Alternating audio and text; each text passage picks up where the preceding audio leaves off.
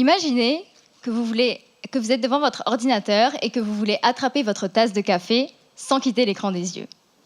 Facile, non? Eh bien, certaines personnes n'en sont pas capables. Elles vont rater leur tasse de café ou alors la renverser sur leur ordinateur.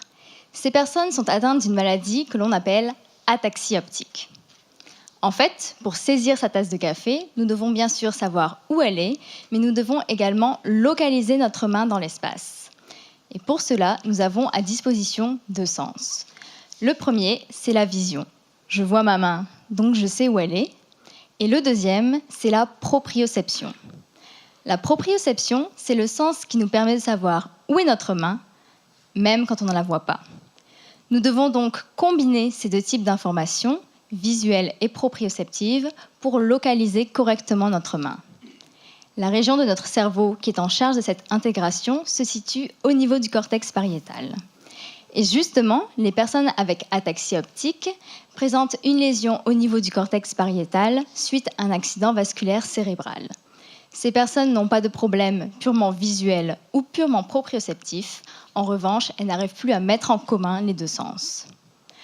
Mon travail de thèse en neurosciences consiste à déterminer la part de la vision et de la proprioception dans la localisation de la main. J'effectue mes recherches chez des patients avec ataxie optique, mais également chez des sujets sains. Pour ce faire, je leur demande de faire des mouvements non pas vers des tasses de café, mais vers des cibles visuelles. Un capteur est fixé sur leur index et permet de savoir exactement où se trouve leur main dans l'espace. J'utilise également des lunettes spéciales qui vont décaler leur vision et induire des erreurs lorsqu'ils vont planifier leurs mouvements. Et c'est grâce à ces erreurs que je vais pouvoir déterminer la part de la vision et de la proprioception lors de cette planification du mouvement. Nous avons déjà pu montrer que les sujets sains se basent un petit peu plus sur leur vision, puisqu'elle compte pour 55% dans la localisation de la main. La balance vision-proprioception est donc quasiment équilibrée. Ce qui est surprenant, c'est que chez les patients avec ataxie optique, cette balance va pencher du côté de la proprioception.